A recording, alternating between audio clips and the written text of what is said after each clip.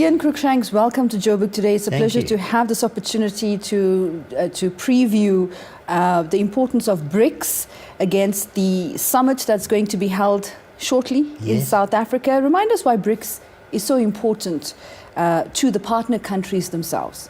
BRICS, what is it? B-R-I-C-S, the first letter in the nations of Brazil, Russia, India, China, and a latecomer, South Africa.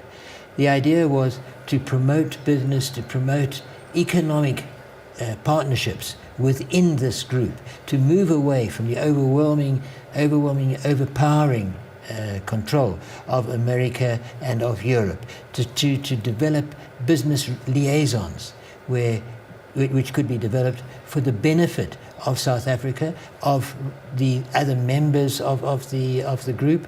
And I think it was not just from a business point of view, it was from a capital and development point of view, it was from a social point of view, to expand on where each of these countries had strengths and to mobilize those strengths for the benefit of the group. Sure.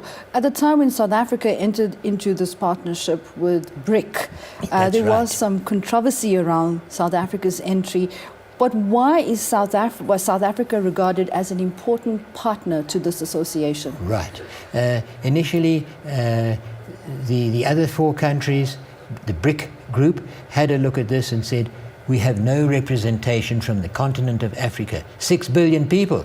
You can't wish them away. And surely we can develop liaisons, partnerships to our mutual benefit. And they looked at the economies of Africa. At that stage, South Africa was 10 years ago.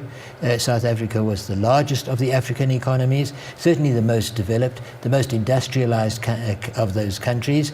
And so they were invited to join the group, and BRIC became BRICS.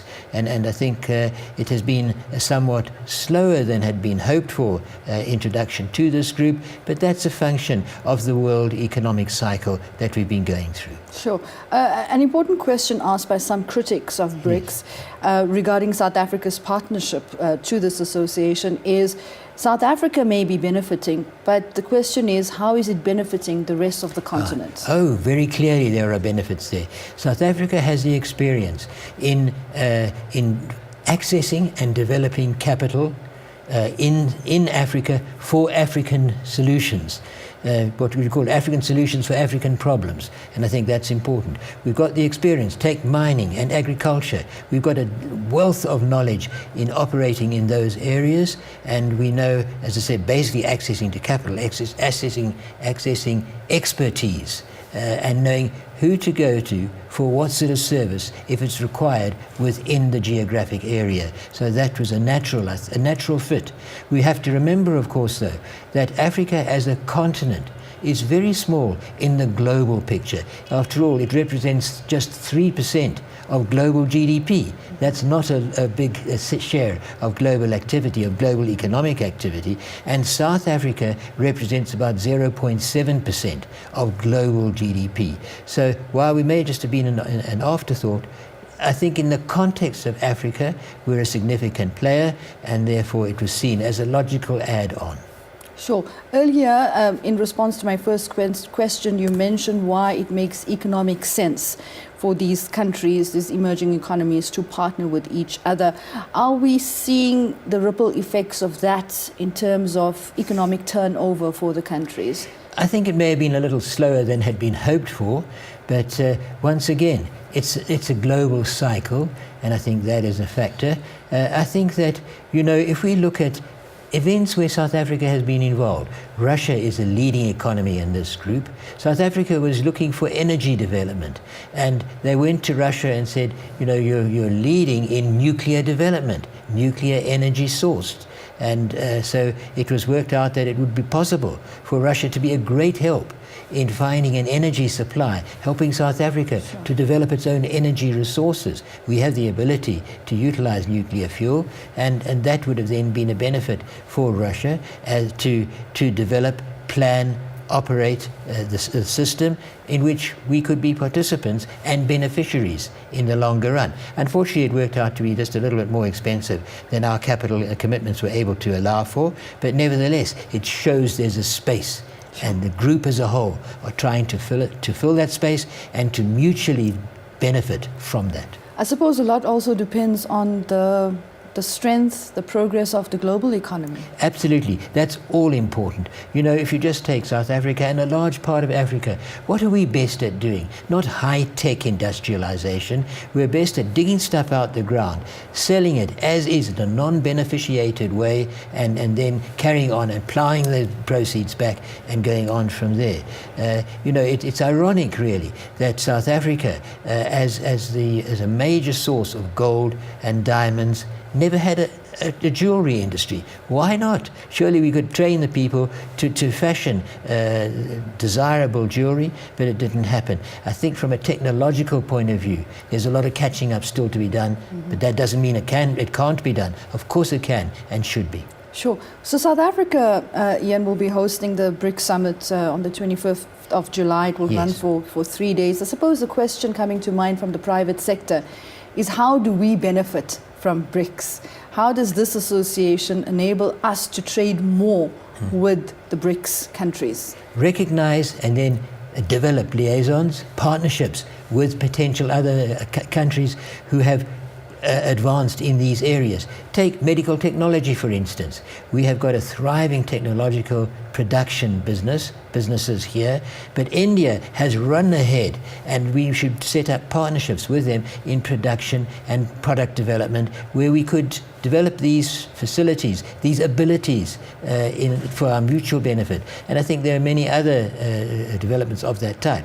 Take, for instance, one of our major manufacturing industries is vehicle production. I'm not going to say manufacturing because we don't do the high-tech stuff, but we are able to assemble vehicles which can be partly sourced from India or from China and then carried on and exported to America or to Europe. So we're seen as a contributing staging post in an industrial development exercise.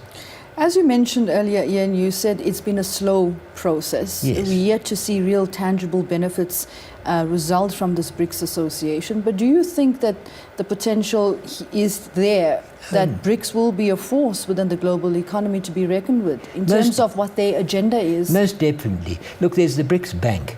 That perhaps has been a little disappointing because it was suggested there should be a certain amount of seed capital, and there were some challenges in reaching that amount. China volunteered to put in the major part of it, and that was fine, but you can't let them put in all of it because otherwise it's their bank, and it's got to be all of the participants.